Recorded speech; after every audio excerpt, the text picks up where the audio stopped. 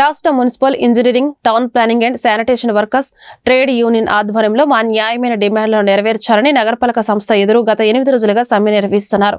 ఈ సందర్భంగా రాష్ట్ర జేఏసీ చైర్మన్ మధు మాట్లాడుతూ జీతాలు పెంచమని రాష్ట్ర వ్యాప్తంగా 55 రోజులుగా గుంటూరులో గత 8 రోజులుగా సమ్మె చేస్తున్నామని చెప్పారు.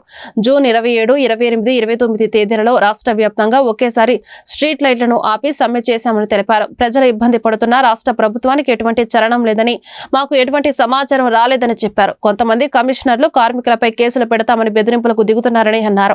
మేము చట్టపరంగా నోటీసులు ఇచ్చి సమ్మె చేస్తున్నామని తెలిపారు.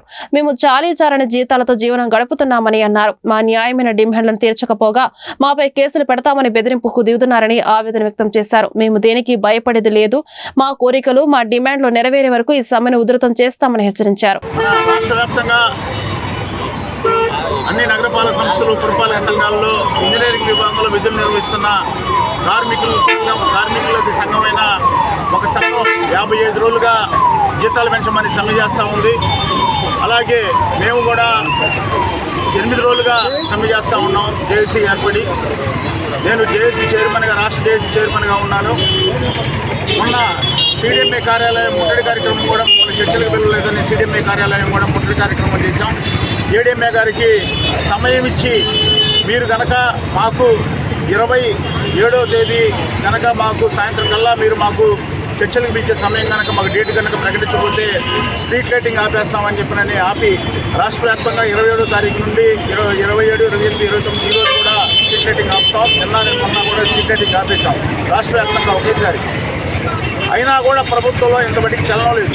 ప్రజలు ఇబ్బంది పడుతున్నా కూడా ప్రభుత్వం నుండి ఎటువంటి మాకు సమాచారం రాలేదు. ఇక్కడైతే లోకల్గా కొంతమంది కమిషనర్లు అయితే కొన్ని మున్సిపాలిటీలు, కొన్ని నగరపాలక సంస్థల్లో కార్మికుల మీద కేసులు పెడతామని చెప్పి కూడా బెదిరియడం జరుగుతుంది. ఇక్కడ గుంటూరు నగరపాలక సంస్థలో స్ట్రీట్ లైటింగ్ విభాగం కార్మికులను అయితే మిమ్మల్ని ఉద్యోగాల నుంచి టెర్మినేట్ చేస్తామని చెప్పి చెప్పడం జరుగుతూ ఉంది. మేము చట్టపరంగా నోటీసులు ఇచ్చి సమ్మె చేస్తూ ఉన్నాం. మేము అల్లాటప్పగా మేము సమ్మె చేయట్లా. మేము ఎన్నో వింతపత్రాలు CDMA గారికి ఇచ్చి మా సమస్య పరిష్కారం కాకపోతే మాకు కూడా పారిశుద్ధ్య కార్మికులు, అండర్గ్రౌండ్ డ్రైనేజీ కార్మికులు, డ్రైవర్లకు ఎంతైతే 6,000 రూపాయలు కదా ప్రభుత్వం పెంచిందో అదే జీతాన్ని మాకు ఇవ్వమని చెప్పి, మాకు పెంచమని చెప్పి మేము అడుగుతున్నాం. ఎందుకంటే మేము 15,000 రూపాయలతో చాలీచాలని జీతాలతో మేము మా కుటుంబాలు దుర్భర పరిస్థితులు ఎదుర్కొంటూ ఉన్నాయి.